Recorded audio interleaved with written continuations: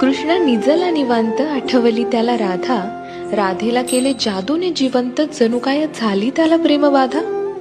समोरून आली रुक्मिणी, कृष्णासंग राधास पाहिली. डोळे झाले लाल लाल, म्हणे मी कृष्णा सोडून चालली. कुठे गेली रुक्मिणी कुणास बाई ठाऊक, कृष्ण भटकतोय तिला शोधत, होऊन व्याकुळ भाऊक. पोहोचला बाई कृष्ण शोधत तिरी चंद्रभागेच्या, अन रुक्मिणी दिसली दिंडी रवनात पंढरीच्या. कृष्ण म्हणवितो रुक्मिणीस, पण ती रुसलेली फार. म्हणतो कसा, अगं रुक्मिणी कसा करू मी तुझ्या विना वैकुंठाचा संसार. रुक्मिणी नाराज, त्यातच कृष्णास आठवे भक्त एक थोर. नाव त्याचे पुंडलिक, लय गुणाचं ते पोर.